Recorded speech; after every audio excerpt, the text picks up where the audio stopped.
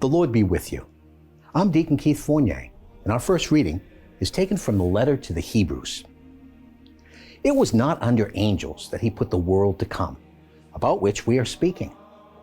Someone witnesses to this somewhere with these words: "What are human beings that you spare a thought for them? A child of Adam that you care for him. For a short while you have made him less than the angels. You have crowned him with glory and honor. Put all things under his feet. For in putting all things under him, he made no exceptions. At present, it is true, we are not able to see that all things are under him. But we do see Jesus, who was for a short while made less than the angels, now crowned with glory and honor because he submitted to death, so that by God's grace, his experience of death should benefit all humanity. It was fitting that God, for whom and through whom everything exists, should, in bringing many sons to glory, make perfect through suffering the leader of their salvation.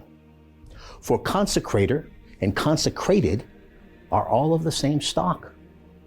That is why he is not ashamed to call them brothers in this text. I shall proclaim your name to my brothers. Praise you in full assembly." In our response, from Psalm 8. Even through the mouths of children or babes in arms, you make him a fortress, firm against your foes, to subdue the enemy and the rebel. Yet you have made him little less than a god.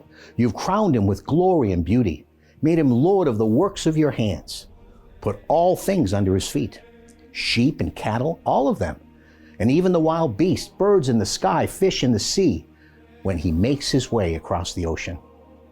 Yahweh our Lord, how majestic your name throughout the world. A reading from the Holy Gospel according to St. Mark. They went as far as Capernaum, and at once on the Sabbath, Jesus went into the synagogue and began to teach.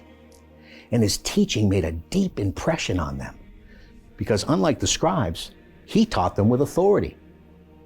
And at once in their synagogue there was a man with an unclean spirit, and he shouted, "What do you want with us, Jesus of Nazareth? Have you come to destroy us? I know who you are, the Holy One of God." But Jesus rebuked it, saying, "Be quiet, come out of him." And the unclean spirit threw the man into convulsions, and with a loud cry went out of him.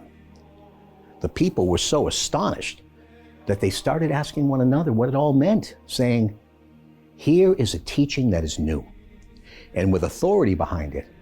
He gives orders even to unclean spirits, and they obey him." And his reputation at once spread everywhere, through all the surrounding Galilean countryside. The Gospel of the Lord.